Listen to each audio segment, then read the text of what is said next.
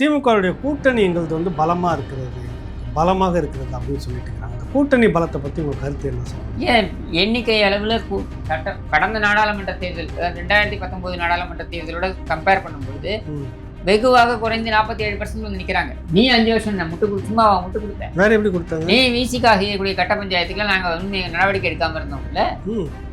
எம்எல்ஏக்கெல்லாம் வந்து எங்கள் அமைச்சர்கிட்ட வாங்கிட்டு போனானுங்கல்ல.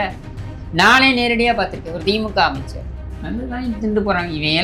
இவனுங்கெல்லாம் வந்து வெளில நெட்டி தள்ளினா கூட இவெல்லாம் கூட்டணி விட்டு வெளில போக மாட்டான் அப்படின்ட்டு. இவ்வளவுதான். இப்படி எடுத்துக்கலாமா? இப்படி இருக்கக்கூடிய உங்களை ஸ்டாலின் டீல் பண்றது கரெக்டு தானே? ஆக அந்த கூட்டணி பலம்ன்றது இந்த அளவுக்கு தான் உள்ளுக்குள்ள குமுறிக்கிட்டு தான் இருக்குன்றீங்க. ஆமா, எப்படி அது ஜெல்லாகும்? மனப்பூர்வமாக வேலை செய்ய மாட்டாங்க. இருக்காது. நீ வரவன் போறவன் அண்ணா அறிவாலயத்துக்கு வெளியில தண்ணி கேன் போட வந்தவனையும் கூட்டிட்டு போய் ஸ்டாலின் மேலே நிற்க வச்சு ஒரு போட்டோவை எடுத்து கூட்டணி அப்படின்றீங்க. ரஞ்சனா நாச்சியார் சேர்ந்து விட்டார்னு பெரிய வேலு நாச்சியார். இது என்ன? இந்த மாதிரி நீங்க உங்களுடைய பலவீனத்தை நீங்கள் வெளிப்படுத்தி கொண்டிருக்கிறீர்கள். இல்லையே, உங்களுடைய சொந்த சகோதரி நீ அரவணைக்க முடியலையே, கனிமொழி ஒதுக்கப்படுகிறார், கனிமொழியுடைய வேட்பாளர்கள் ஒதுக்கப்படுகிறார் அப்படின்னு வைகோ. அதை விட பரிதாபம் அது வைகோ. ஸ்டாலினால ஒரு டீயை விட தானா குடிக்க முடியாது, அதையும் சிந்திடுவார். அது வேட்டில சிந்தினா தொடக்கத்துக்கு வர்றாரு வைகோ உண்டை வச்சு. இது அண்ணா திராவிட முன்னேற்ற கழகத்துல தேர்தல் பிரச்சாரத்தை நீங்க பார்த்துருக்கீங்க. நீங்க சொல்ற மாதிரி தொடக்கத்திலே அவர் சொல்லக்கூடிய ஒரு வார்த்தை, அவர் கேட்ட கேள்விகளுக்கு இன்ன வரைக்கும் திமுக கிட்ட பதில் இல்லை. நீங்கள் சொல்கிற மாதிரி இப்படி போனார், இப்படி வந்தார், அவர் வந்த வழி போன வழி, இப்படி தான் பேசிகிட்டு இருக்கிறாங்க.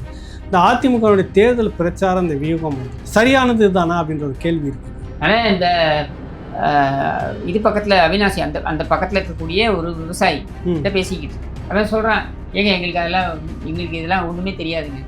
எங்களுக்கு காமராஜர், எம்ஜிஆர், அம்மா எல்லாமே எடப்பாடியார் தாங்க. ஏன் இங்கே வந்து 55 தடுப்பணைகள் கட்டி விவசாயிகள் வந்து எங்களுக்கு வந்து அந்த நீராதாரம் வந்தது காரணமே அவர் தான்.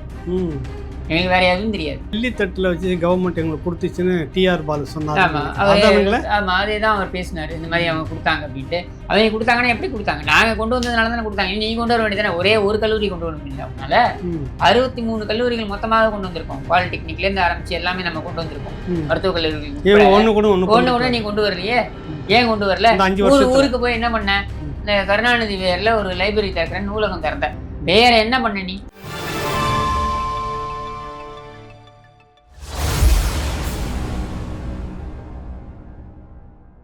திமுகவுடைய கூட்டணி எங்களது வந்து பலமாக இருக்கிறது, எங்களுக்கு பலமாக இருக்கிறது அப்படின்னு சொல்லிட்டு இருக்கிறாங்க. அந்த கூட்டணி பலத்தை பற்றி உங்கள் கருத்து என்ன சொல்லுவாங்க? ஏன் எண்ணிக்கை அளவில் அவங்க வந்து 24 பேர் இருக்காங்க. 24 பேர் அமைப்பு. இதுக்கு முன்னாடி பார்த்தீங்கன்னாக்கா 2019 அவர் 20 பேரை வச்சு 50% ஓட்டு வாங்கினார். இங்கே 2019 தேர்தலில் 20 பேரை நம்ம கூட்டணி வைத்துக்கொண்டு அவர் 50% மேலே வாக்குகளை பெற்றார். அந்த பாராளுமன்ற தேர்தலில். சட்டமன்ற தேர்தலில் அதே கூட்டணியை சிதறாமல் கொண்டு போய் அவரால் 46%, 47% தான் வாக்குகளை பெற முடிந்தது. அவருக்கும் அதிமுகமான அந்த வேறுபாடு பார்த்தீங்கன்னாக்கா ஒரு 3.5%, 4%. அந்த நேரத்தில் அதிமுக நிறைய பிரச்சனைகள்லாம் இருந்தது. அடுத்து நாடாளுமன்ற தேர்தலையும் பெருவாரியான இடங்கள்ல வெற்றி பெற்றார். ஆனால் கடந்த நாடாளுமன்ற தேர்தல் 2019 நாடாளுமன்ற தேர்தலோட கம்பேர் பண்ணும் பொழுது வெகுவாக குறைந்து 47% வந்து நிற்கிறாங்க. 56%ல இருந்து சட்டமன்ற தேர்தலில் எவ்வளவு விழுந்தாங்க? 49% கீழே விழுந்தாங்க. இப்ப அடுத்த நாடாளுமன்ற தேர்தலில் வெறும் 47% தான் வாங்கியிருக்காங்கன்னு பொழுது, இத்தனைக்கும் கமலஹாசனை கூட சேர்த்துக்கிட்டாங்க. அந்த பக்கம் பாத்தீங்கன்னாக்கா கூட்டணி பிளவு.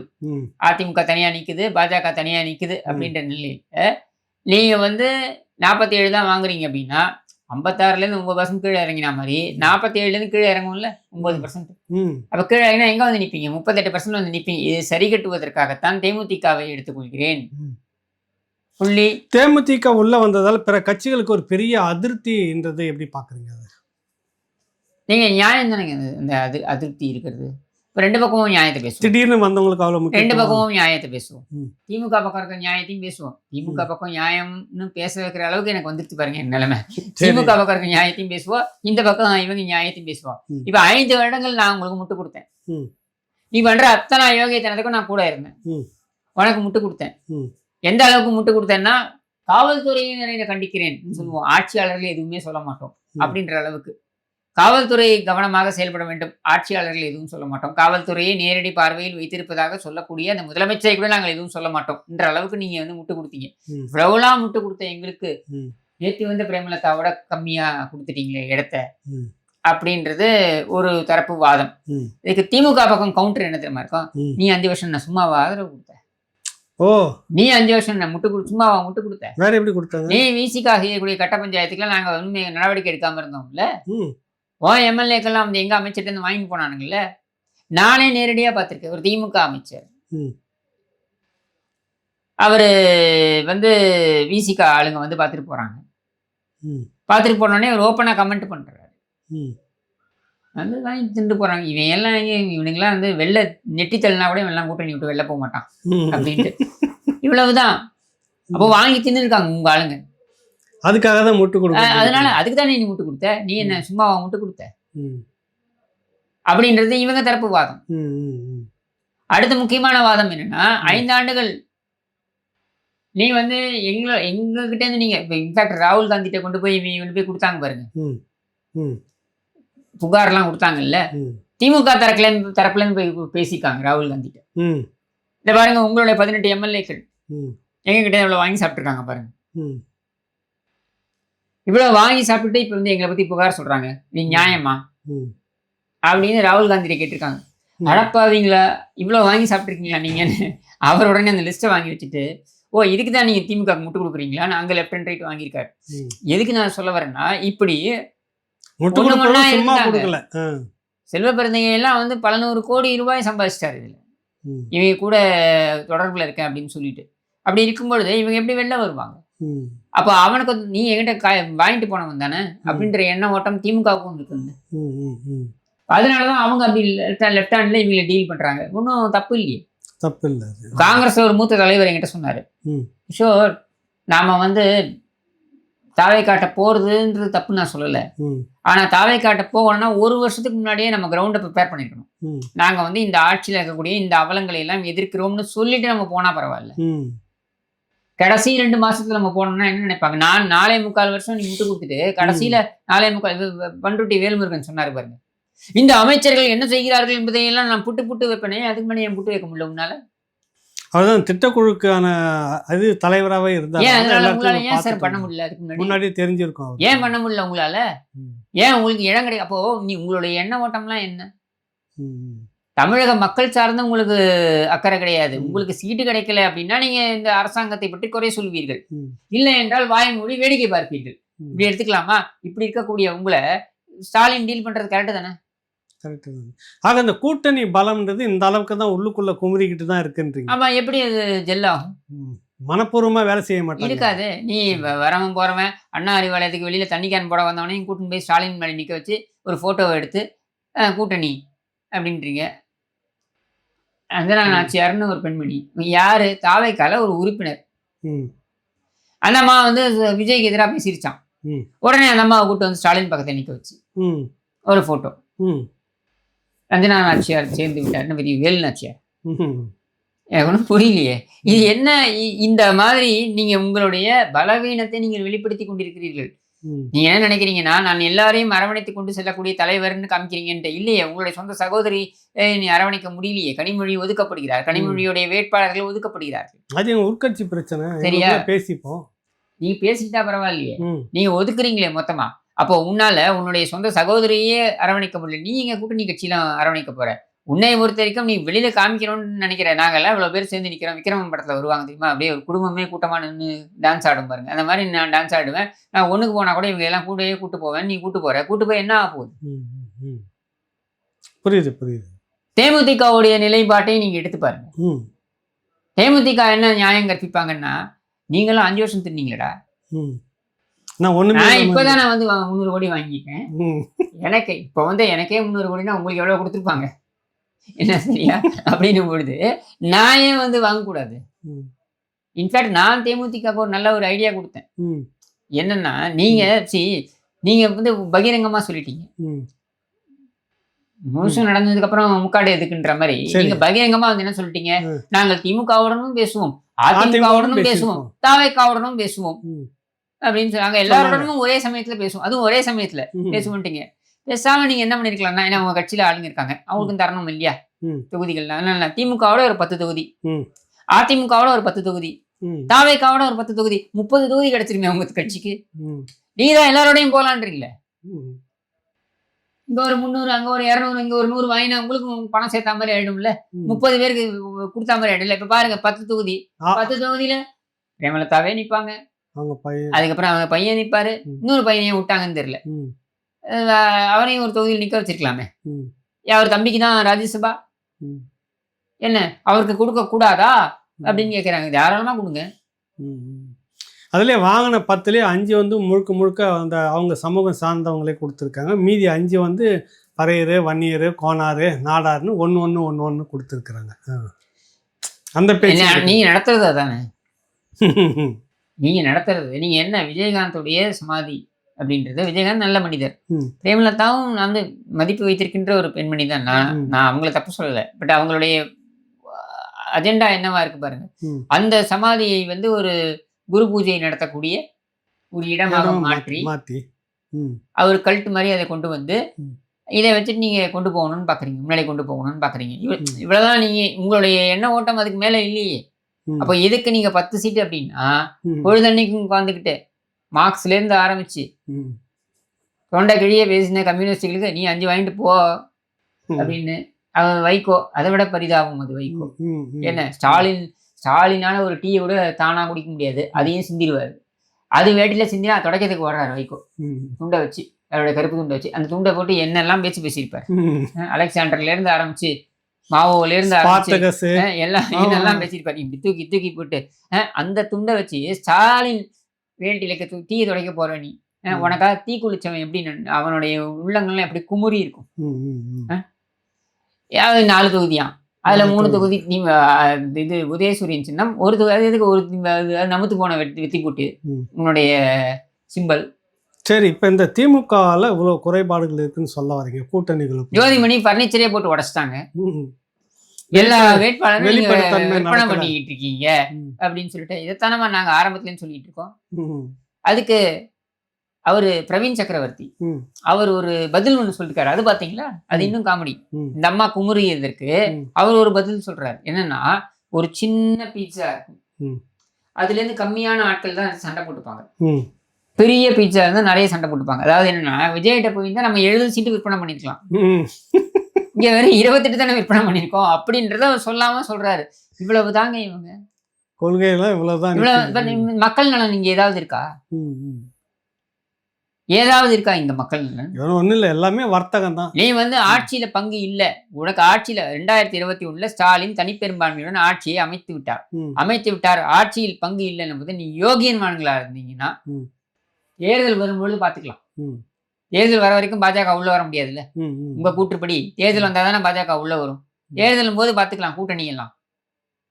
எப்படியும் அந்த ஒரு விஷயத்த சொல்லிதானே எல்லாரும் கூட்டணி சேர்றீங்க, அன்னைக்கு சேர்ந்துக்கலாம். இப்ப நான் ஆட்சியோட குறைகள்லாம் நான் தட்டி கேட்பேன் நீ சொன்னா நீ யோகியவான்.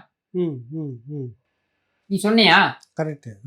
ஒண்ணு ஆட்சியில பங்கு இருக்கணும், அரசாங்கத்துடைய நன்மைகள் அதுல எனக்கு பங்கு இருக்குன்னு நீ மாறுதட்டி சொல்லிக்கலாம். இல்ல அரசாங்கத்துடைய குறைகளை மக்கள் சார்பாக நீ கேட்பதற்கு அதுக்குதான் நம்ம மக்கள் ஓட்டு போட்டு அமைச்சிருக்காங்க அப்படின்னு சொல்லி நீ வந்து தட்டி கேட்கணும். இது ரெண்டையுமே செய்யாம 2 கட்டானா இருந்துட்டு இந்த 2 கட்டானுக்கு மரியாதை தரணும்னா அவரையும் தரப்போற ஸ்டாலின். நியாயமான கேள்விதான். இப்ப அடுத்தது வந்து அண்ணா திராவிட முன்னேற்ற கழகத்தினுடைய தேர்தல் பிரச்சாரத்தை நீங்க பார்த்துருப்பீங்க. நீங்க சொல்ற மாதிரி தொடக்கத்திலே அவர் சொல்லக்கூடிய ஒரு வார்த்தை, அவர் கேட்ட கேள்விகளுக்கு இன்ன வரைக்கும் திமுக கிட்ட பதில் இல்லை. நீங்கள் சொல்கிற மாதிரி இப்படி போனார் இப்படி வந்தார், அவர் வந்த வழி போன வழி இப்படி தான் பேசிகிட்டு இருக்கிறாங்க. இந்த அதிமுகவுடைய தேர்தல் பிரச்சாரம் இந்த வியூகம் வந்துட்டு சரியானது தானா அப்படின்ற ஒரு கேள்வி இருக்குது. இல்லை, வியூகம்ன்றத விட நீங்கள் ஒரு தேர்தலை வந்து நம்ம அணுகணும் அப்படின்னா நமக்கு எங்கெங்கெல்லாம் வந்து லாக்கினே, அதாவது 2021 தேர்தலை அடிப்படையாக வைத்து நான் தேர்தல் வியூகமாகவே சொல்கிறேன். வியூகம்னு நீங்கள் சொல்கிறீங்க இல்லையா, 2021 எங்கெல்லாம் நமக்கு வந்து பாதிப்பு ஏற்பட்டது, எந்த இடத்துல சறுக்கல் ஏற்பட்டது அப்படின்றதை எடுத்து அதை நிவர்த்தி பண்ணி அதை 2026 நிவர்த்தி பண்ணி நம்ம எதிர்கொள்வது தான் சரியான ஒரு வழிமுறையா இருக்க முடியும். இது வந்து அடிப்படை அறிவு இருந்தாலே யாரும் அதை செய்வாங்க. சரியா? அப்படி இருக்கும் பொழுது இங்க அந்த புரிதலோட இயங்கக்கூடிய 2 அணிகள் இருந்தன. ஒன்னு என்டிஏ, அவங்க கிட்டத்தட்ட 18% வாக்குகளை வந்து நாடாளுமன்ற தேர்தலில் பெற்றிருக்கிறாங்க. ம். இன்னொன்று அதிமுக தலைமையிலான கூட்டணி அவங்க 22% வாக்குகளே பெற்றிருக்காங்க. அப்படின்ற ஒரு சூழல்ல ம். இந்த 2 வாக்குகளும் சேரும் பொழுது திமுகக்கு எதிராக வலுவான ஒரு அணியை அமைக்க முடியும் அப்படின்றது பொது அறிவு. ம். ம். ஏன்னா இங்க சீமான் அப்படின்ற ஒரு கட்சி தலைவர் அவர் பார்த்தீங்கன்னா அவர் எந்த கூட்டணியும் நான் இல்லைன்னு சொல்லிட்டாரு. ம். அப்போ அவரை வைத்துக்கொண்டு திமுகவை வீழ்த்த முடியுமா என்றால் முடியாது. ம். திமுகவை வீழ்த்தியாக வேண்டும். ம். அப்ப வீழ்த்தணும்னா வேற என்ன பண்ணணும்? ம். இன்னொரு அணியோட நம்ம ஒன்னாகணும். ஏன்னா வாக்குகள் பிரியக்கூடாது ஆமா, ஆமா. அப்படின்றதுக்காக ம். வாக்குகளை இணைக்கணும். ஏன்னா நம்ம இருக்கக்கூடிய ஜனநாயகம் என்பது ஃபர்ஸ்ட் பாஸ்ட் சிஸ்டம்னு இருக்கு. ம். அதாவது முதல்ல யார் நீங்க 30% ஒருத்தன் வாக்கு எடுத்திருப்பான், ஒருத்தன் 25% எடுத்திருப்பான், இன்னொருத்தன் 15% எடுத்திருப்பான், இன்னொருத்தன் 10% எடுத்திருப்பான். இந்த 10, 15, ம். ம். தனித்தனியா நிக்கிறது ஒண்ணு 25 வேலைக்கு இது சேர்த்தீங்கன்னா ம். இது வந்து ஆல்மோஸ்ட் 50% இருக்கும். வெற்றி பெறுவதை விட அதிகமா இருக்கு. அதிகமா இருக்கும். இவன் 30 தான் எடுத்திருப்பானா, இவன் தான் வெற்றி பெற்றான்னு அறிவிக்கிறாங்க. இதுதான் இங்க இருக்கக்கூடிய இங்க அமலில் இந்த இருக்கக்கூடிய ஜனநாயக முறை இது. தேர்தல் ஜனநாயக சரியில்லைன்னு முறை. பேசிட்டு இருக்கிறோம் இருந்தாலும் அப்படின்னும் பொழுது இந்த இடத்துல நம்ம வந்து ஒரு அணியை வீழ்த்தணும்னா இன்னொரு அணி நம்ம ஏற்படுத்தி ஆகணும். ம். அப்ப அந்த அணியை ஏற்படுத்தும் பொழுது அதுல நான் யாருடனும் கூட்டணி வைக்க மாட்டேன்றவற்றுமே மல்லு கட்டிட்டு இருக்க முடியாது. ம். அப்போ அவர் தனியா போக வேண்டியதுதான். அடுத்து இன்னொருத்தர் வராரு. ம். அவர் என்னன்றது நமக்கு தெரியாது. ம். அவர் எப்ப வெளில வருவாருன்றது நமக்கு தெரியாது. ம். வருவாரானும் நமக்கு தெரியாது. தெரியாது. சரியா? இந்த தனிநபருடைய எண்ண ஓட்டங்களின் அடிப்படையில அவருடைய ரசிகர் மன்றம் என்ன முடிவு பண்ணுதோ அவங்க கட்சியா நீங்க மாறி இருக்காங்க. அவங்களுடைய எண்ண ஓட்டத்தின் அடிப்படையில தான் அவங்க செயல்படுவாங்கன்னும் போது அவங்களோட கூட்டணி வைக்கிறதுன்ற பேச்சுக்கே இடம் கிடையாது. ம். அதனால நமக்கு எந்த விதமான இடத்துலயும் உத்தரவாதமும் கிடையாது. ம். ஏன்னா அவர் என்னன்றது நமக்கு தெரியாது. ஆமா, ஆமா. என்டிட்டி கிடையாது. ம். சரியா? ம். அப்படின்னும் பொழுது நம்ம வந்து ஒரு அணியை உருவாக்குறோம். இது கொள்கை அளவிலான அணி கிடையாது. ம். ஒரே எண்ண ஓட்டம், ஒரே இலக்கை வைத்த ஒரு அணி. அது என்ன அப்படின்னா பொது எதிரி. திமுகவை வீழ்த்தணும் சக்தி. அப்படின்றதுதான். அப்படி உருவானதுதான். அப்படி உருவானதுக்கு அப்புறம் ம். தெளிவாக ம். அதிமுக தனித்து ஆட்சி அமைக்கணும் அப்படின்றத நோக்கி தான் அவங்க போறாங்க. ஆமா. அது கூட இருக்கக்கூடிய கூட்டணி கட்சிகள்னு பார்க்கும்போது எந்தெந்த கட்சிகள் எடுத்திருக்காங்க அப்படின்னாக்க நமக்கு வந்து வடக்குல ம். ஏதாவது தொய்வு இருந்தால் அந்த தொய்வை சரி செய்வதற்காக வடக்குல வந்து நமக்கு பாமகவுடன் கூட்டணி, ம். கொங்கு மேற்கு பகுதியில கொங்கு, ம். சவுத், ம். இது ரெண்டுத்துக்கும் நமக்கு பாஜகவுடன் கூட்டணி. ம். தென் தென் மாவட்டங்கள்ல நமக்கு வந்து பலத்தை கூட்ட வேண்டும், டெல்டால கொஞ்சம் பலத்தை கூட்ட வேண்டும் என்பதற்காக ம். அமமுகவுடன் கூட்டணி. அப்போ நமக்கு 3 முக்கியமான தேர்தல் பார்ட்னர்ஸ் கிடைக்கிறாங்க. ஒன்று என்னன்னா பாஜக, ம். அடுத்தது பாமக, அதுக்கு அடுத்தது ஆமா. அமமுக. இந்த 3ம் பலம் பொருந்தியவர்களா நம்ம பார்க்குறோம். ஏன் பலம் பொருந்தியவங்களா பார்க்குறோம்னாக்க ம். இவர்களுடைய வாக்கு சதவீதம் என்பது ம். தமிழ்நாடு முழுக்க பரவி இருக்கக்கூடியது கிடையாது. ம். தமிழ்நாட்டில் ஒரு குறிப்பிட்ட பகுதிகளில் கணிசமா இருக்கக்கூடியது. ம். உதாரணத்துக்கு 3.5% 4% பாமகவுடைய வாக்கு வங்கின்னு நம்ம வந்து முடிவு பண்றோம்னா இந்த வாக்கு வங்கி என்பது கிட்டத்தட்ட 70 தொகுதிகளில் பார்த்தீங்கன்னாக்க 13-14% மேல போகுது. ம். ம். ம். அப்ப அந்த 14% வாக்கு வங்கி அப்படின்றது இந்த 70 தொகுதிகளில் அதிமுக வாக்கு வங்கியோட சேரும் பொழுது உங்களுக்கு அது வந்து ஒரு ஒரு ஒரு வெற்றி வகையை நமக்கு கொடுப்பதற்கான வாய்ப்பை ஏற்படுத்தி கொடுக்குது. ம். அதே தான் இந்த பக்கம் கொங்குலையும் இதுலேயும் சவுத்துலேயும் பார்த்தீங்கன்னாக்கா நமக்கு பாஜக, ம். அதே தான் உங்களுக்கு அமமுக. ம். ம். ஸோ இந்த கூட்டணியை இப்படி நம்ம எடுத்துட்டு போறோம். அப்போ நம்மளுடைய பார்வை என்பது ம். எல்லாரையும் கூட்டு வந்து வச்சுக்கிட்டு ம். இதை பாருங்க எங்களுக்கு பலம் இருக்குன்றத விட ம். அந்தந்த பகுதிகளில் பலம் சரியானவர்களை இருப்பவர்களோட வந்து அந்தந்த வச்சுக்கிட்டு பகுதிகளில் பலம் பொருந்தியவர்களை அவர்களுடன் இணைந்து ம். சுமூகமாக கூட்டணி பேச்சுவார்த்தையை முடித்து ம். சுமூகமாக தொகுதி பங்கீட்டை முடித்து ம். தேர்தலை எதிர்கொள்வது. ம். இது அதிமுகவுடைய வியூகம். வீகம் கரெக்ட். வீகம் வந்து சரி. இப்ப திமுக அவர் வந்து விமர்சிக்கிறது வந்து சரியா, நாங்கள் இதையெல்லாம் செய்தோன்னு திமுக சொல்லிட்டு இருக்குது. இப்படிலாம் நீங்க செய்யலன்னு சொல்லிட்டு ஒரு பேசுற அந்த விதம் வந்து மக்கள்கிட்ட போய் சேருதுங்களா இல்ல அது சரியானதுங்களான்ற ஒரு கேள்வி இருக்குல்ல. இல்ல மக்களுக்கே தெரியும்ல. மன்னராட்சி அது அப்படின்னு மன்னராட்சி தானே இது வீழ்த்தணும் அப்படின்றாருல. மக்கள்கிட்ட சரிங்களான்ற. இல்லைங்க, அவர் வந்து ம். மக்கள்கிட்ட கேட்கக்கூடியது என்ன, அவர் திரும்ப திரும்ப என்ன சொல்றாரு, மக்களை வைத்துக்கொண்டே கேட்கிறார். ம். ஸ்டாலினை பார்த்து, ம். ஸ்டாலின் அவர்களே 4.5 ஆண்டுகள் நான் ஆட்சி செஞ்சேன், ம். நீ இப்ப 5 ஆண்டுகள் ஆட்சி செஞ்சிருக்க, வா 2 பேரும் அதை ஒப்பிட்டு செய்யும், ம். ஒரே மேடையை போடு, ம். உன் தொலைக்காட்சியை நடத்தட்டும், ம். நீ தொலைக்காட்சி உங்க தொலைக்காட்சியே வரட்டும், ஒரே மேடை, நீ தொலைக்காட்சி என்ற பேர்ல நடத்தக்கூடிய தொலைக்காட்சிகள் இருக்கே, இந்த தொலைக்காட்சிகளே நடத்தட்டும். ம். அது கலைஞர் டிவியோ சன் டிவியோ ஏதோ ஒண்ணு, நீங்களே மேடையை போடுங்க, ம். ஆனா நேரலையில இருக்கணும். ம். சட்டமன்றத்துல செய்யற மாதிரி கேட்ப மாதிரித்தனத்துல நீங்க செய்யக்கூடாது. ம். நேரலையில் இருக்கணும். நேரலையில் அவரும் விவாதிக்கட்டும், இவரும் விவாதிக்கட்டும். ம். இப்போ தெரிஞ்சிடும்ல. ம். இந்த சவாலை அவர் பலமுறை கொடுத்துட்டாரு. ம். வர வேண்டியது தானே. இத்தனைக்கும் நீ துண்டு சீட்டோடையே வா, ம். ஒரு பிரச்சனையும் கிடையாது. ம். நான் இயற்றிய திட்டங்கள், நான் கொண்டு வந்த திட்டங்கள், அது துண்டு சீட்டு இல்லாம நான் வரேன். அரசு பள்ளிக்கூடங்களில் வந்து அரசு பள்ளிக்கூடங்களுக்கு அந்த கல்லூரிகளில் வந்து பார்த்தீங்கன்னாக்கா உள்ஒதுக்கீடாக இருக்கட்டும், ம். இல்லை அல்லது இந்த மழை நீர் சேகரிப்பில் வந்து நாங்கள் கொண்டு வந்த திட்டங்களாக இருக்கட்டும், ம். அல்லது இந்த நீராதாரங்களை எல்லாம் சுத்திகரிப்பு செய்தது அப்படின்றதுல நாங்கள் வந்து கொண்டு வந்ததாக இருக்கட்டும், ம். இப்படி ஒன்றையும் அத்திக்கடவு அவிநாசி திட்டமாக இருக்கட்டும், இந்த மாதிரி எந்தெந்த திட்டங்கள்லாம் நாங்கள் கொண்டு வந்தோமோ அதை எல்லாத்தையும் நாங்கள் முன்வைத்து நாங்கள் பேசுவோம். ம். ம். குடிமராமத்து செய்தது, ம். எத்தனை நீராதாரங்களுக்கு நாங்கள் வந்து குடிமராமத்து செய்திருக்கிறோம், எல்லாத்தையும் நம்ம கொண்டு வருவோம். ம். நீயும் கொண்டு வா. ம். ஆனால் இந்த இது பக்கத்தில் அவிநாசி அந்த அந்த பக்கத்தில் இருக்கக்கூடிய ஒரு விவசாயி ம். கிட்ட பேசிக்கிட்டு இருக்கேன். அவன் சொல்கிறான், ஏங்க எங்களுக்கு இதெல்லாம் ஒன்றுமே தெரியாதுங்க. ம். எங்களுக்கு காமராஜர், ம். எம்ஜிஆர், ம். அம்மா ம். எல்லாமே எடப்பாடியார் தான். ஏன் இங்கே வந்து 55 தடுப்பணைகள் தடுப்பணைகள் கட்டியிருக்காங்க. விவசாயிகள் வந்து இதுவாக எங்களுக்கு வந்து அந்த நீராதாரம் வந்தது காரணமே அவர் தான். எங்களுக்கு வேற எதுவும் தெரியாது, இவர் தான் எங்களுக்கு தெரியும் அப்படின்னு சொல்லிட்டு. இதை நான் அவருடைய பெருமைக்காக நான் சொல்லலை. நான் என்ன சொல்ல வரேன்னா, இந்த மாதிரியான சாதிச்சிருக்கிறார் எண்ண ஓட்டத்தை வைத்து அவர் வந்து இந்த சாதனைகளை நான் செய்திருக்கிறேன், ஒரே ஆண்டுல 11 மருத்துவக் கல்லூரிகளே நான் கொண்டு வந்திருக்கேன், இது வந்து இந்தியாவிலேயே வேற யாரும் செய்யாத ஒரு சாதனையை நான் நிகழ்த்தியிருக்கிறேன், 3000 அந்த மருத்துவ கல்லூரிகள் தான் வெள்ளித்தட்டுல வச்சு கவர்மெண்ட் எங்களுக்கு கொடுத்துச்சுன்னு டிஆர் பாலு சொன்னாரு. அதேதான் அவர் பேசினாரு. இந்த மாதிரி அவங்க கொடுத்தாங்க அப்படின்ட்டு. அவங்க கொடுத்தாங்கன்னா எப்படி கொடுத்தாங்க? நாங்க கொண்டு வந்ததுனால தானே கொடுத்தாங்க. நீ கொண்டு வர வேண்டியதானே. ஒரே ஒரு கல்லூரி கொண்டு வர முடியல அவனால. 63 கல்லூரிகள் மொத்தமாக கொண்டு வந்திருக்கோம். பாலிடெக்னிக்ல இருந்து ஆரம்பிச்சு எல்லாமே நம்ம கொண்டு வந்திருக்கோம். மருத்துவக் கல்லூரிகள் ஒண்ணு நீ கொண்டு வரலையே, ஏன் கொண்டு வரல? ஊருக்கு போய் என்ன பண்ண? இந்த கருணாநிதி பேர்ல ஒரு லைப்ரரி திறக்கிறேன், நூலகம் திறந்த. வேற என்ன பண்ண? நீ சிலையை வச்சிருக்கோம். கருணாநிதி சிலை, அதாவது லொல்லு சபா மனோகர் சிலை, அது எல்லா இடத்துலையும். லொல்லு சபா மனோகர் இருப்பார்ல, பார்த்துருக்கீங்களா? லொல்லு சபான்னு ஒரு இது இருக்கும், இந்த விஜய் டிவியில் போவோம். அதில் மனோகர் ஒருத்தர் இருப்பார் பாருங்க, அந்த சிலையெல்லாம் அது கருணாநிதி சிலை. அது எல்லா இடத்துலையும் ஊர் திறந்து வச்சிருக்கேன். வேற என்ன பண்ண நீ? நூலகம்னு கட்டியிருக்க. நூலகத்துல புத்தகங்கள் இருக்கா? உனக்கு தேவையான அந்த 3-4 ஏஜென்சி இருக்காம பாருங்க, அந்த வேற மனுஷ புத்திரனை திறப்பாம பாருங்க, பங்களா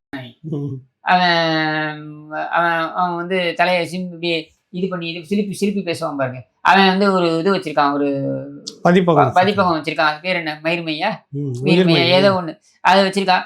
அந்த பதிப்பகத்துல இருந்து புத்தகத்தை கொள்முதல் பண்றதுக்கு, ஊழல் பண்றதுக்கு அனுமதிச்ச, அவ்வளவுதான்.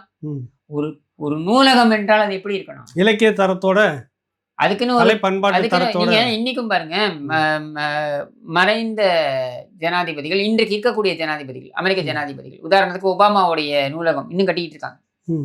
இன்னும் கட்டுமானத்திலேயே இருக்கு. என்ன 7 வருஷமா? என்ன ஒரு நூலகம் கட்டுறதுக்கு 7 வருஷம் ஆகுமா? இல்ல, அங்க இருக்க புத்தகங்களை சேகரிக்குது.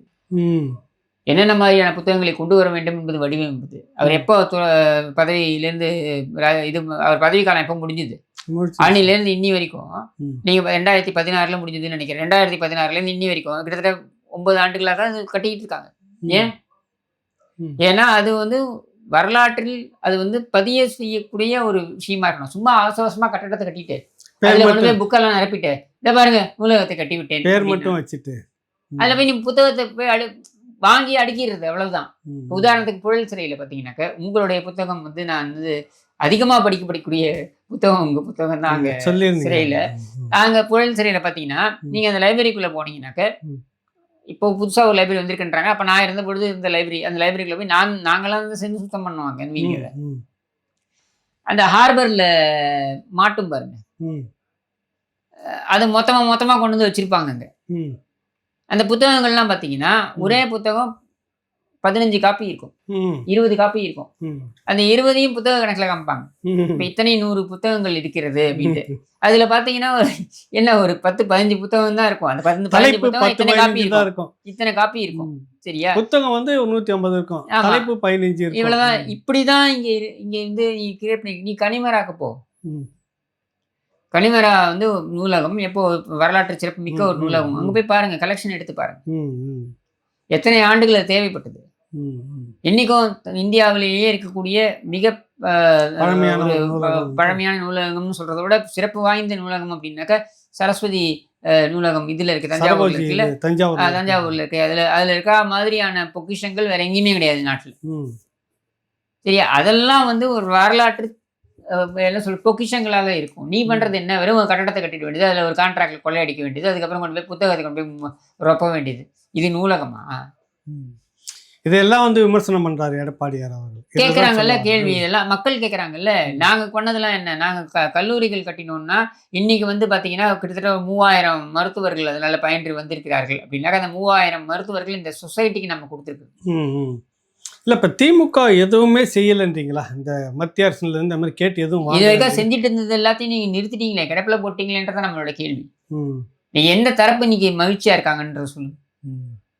சரி, இறுதியா வந்து ஒரு கேள்வி. சீமானுடைய இந்த பிரச்சாரம் 29 தொகுதிகளை முதல் கட்டமாக முடிச்சு விட்டு வந்திருக்கிறார். எல்லா மக்கள்கிட்டையும் பேசிட்டு வந்திருக்கிறார். நீங்க பார்த்துருப்பீங்க நிறைய சம்பவங்கள்ல.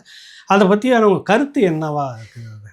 சீமானை பொறுத்த வரைக்கும் அவர் வந்து அவருடைய பார்வையில நீங்க எடுத்தீங்கன்னாக்க அவர் வந்து சரியான ஒரு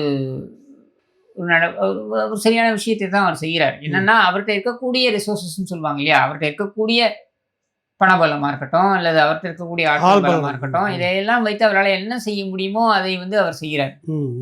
உதாரணத்திற்கு வேட்பாளர்களை முன்னமே அறிவிக்கிறார். 234 தொகுதிக்கும் வேட்பாளரை அறிவிப்பது அப்படின்றது சுலபமான விஷயம் கிடையாது.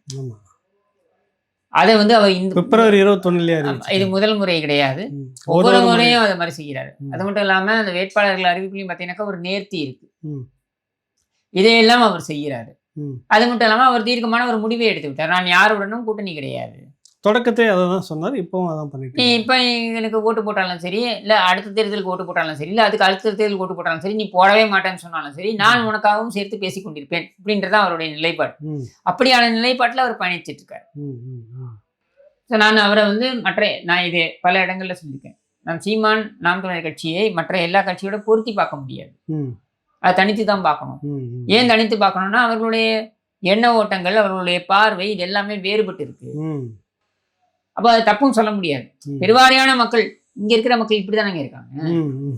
இது எப்படி நீங்க, நான் மக்களை சிறுமைப்படுத்தல, பட் இந்த மக்கள் இலவசங்களுக்குள்ளாகவே தள்ளப்பட்டு வந்துட்டாங்களே இத்தனை வருஷத்துல, நீங்க தப்புன்னு சொல்ல முடியாது. அவங்களோட யதார்த்த வாழ்க்கைக்கு அவங்களுக்கு அது பொருந்தி போகுது. பட் இவர் வந்து ஒரு உண்மையான மாற்றத்தை இவர் வந்து கொண்டு வரணும்னு நினைக்கிறார். ஆனால் அதற்கு பெருவாரியான மக்களுடைய ஆதரவு இருக்குமான்னா இது வரைக்கும் இல்லை. ஏதாவது ஒரு காலத்துல இருக்கும்னு நம்புறேன், நம்பிக்கை வருது. பட் 20 நாள் தேர்தலில் வச்சுக்கிட்டு நீங்க என்ன கேட்டீங்கன்னா, சீமானுடைய அந்த அரசியல் என்பது அது கண்டிப்பாக பாராட்ட வேண்டிய ஒரு அரசியல். ஆனால் யதார்த்தத்திற்கு அது ஒவ்வாத ஒரு அரசியல் வந்து கொண்டு வரலாம் அப்படின்றத நான் பாக்குறேன். உங்களுடைய நேரங்களை, அதுவும் குறிப்பாக நீங்கள் நிறைய எல்லா கட்சி மட்டத்திலையும் அரசியல் தொடர்புகளை வச்சுட்டு இருக்கக்கூடிய ஒரு நபர். நான் உங்களை கவனிச்சுட்டு இருக்கிறேன் கூர்ந்து. குறிப்பாக ஒரு கட்சியில் மட்டும் உங்களுக்கு இந்த சோர்ஸ், இந்த தொடர்பாளர்கள் இருக்க மாட்டாங்க. நிறைய அனுபவங்கள் உங்கள்கிட்ட இருக்குது, தொடர்பு அனுபவங்களும் இருக்குது. அந்த அடிப்படையில் தான் இன்றைக்கி இந்த உரையாடலாம் அமைஞ்சிருக்கு. நம்ம தொடர்ந்து சந்தித்து பேசுவோம். நன்றி, வணக்கம்.